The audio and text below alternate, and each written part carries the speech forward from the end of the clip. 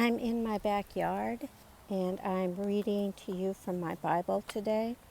I'm going to read from the book of Acts of the Apostles, chapter 1.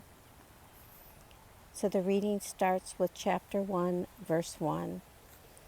In the first book, Theophilus, I wrote all about that Jesus did and taught from the beginning until the day when he was taken up to heaven, after giving instructions through the Holy Spirit to the apostles whom he had chosen. After his suffering, he presented himself alive to them by many convincing proofs, appearing to them during 40 days and speaking about the kingdom of God. While staying with them, he ordered them not to leave Jerusalem, but to wait there for the promise of the Father. This, he said, is what you have heard from me. For John baptized with water, but you will be baptized with the Holy Spirit not many days from now. So when they had come together, they asked him, Lord, is this the time when you will restore the kingdom to Israel? He replied, It is not for you to know the times or periods that the Father has set by his own authority, but you will receive power when the Holy Spirit has come upon you, and you will be my witnesses in Jerusalem, in all Judea and Samaria, and to the ends of the earth. When he had said this, as they were watching, he was lifted up, and a cloud took him out of their sight. While he was going, and they were gazing up toward heaven, suddenly 2 men in white robes stood by them. They said, Men of Galilee, why do you stand looking up toward heaven? This Jesus, who has been taken up from you into heaven, will come in the same way as you saw him go into heaven. Then they returned to Jerusalem from the mount called Olivet, which is near Jerusalem, a Sabbath day journey away.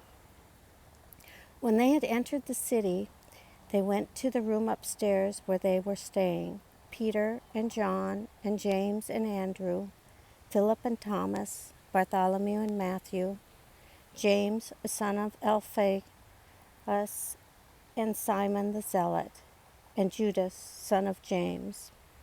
All these were constantly devoting themselves to prayer, together with certain women, including Mary, the mother of Jesus, as well as his brothers. In those days Peter stood up among the believers. Together the crowd numbered about 120 persons, and said, Friends, the scripture had to be fulfilled which the Holy Spirit through David foretold concerning Judas, who became a guide for those who arrested Jesus.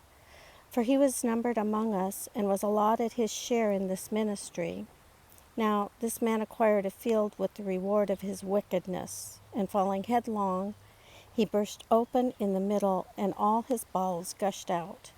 This became known to all the residents of Jerusalem, so that the field was called in their language Hakil Damah, that is, field of blood.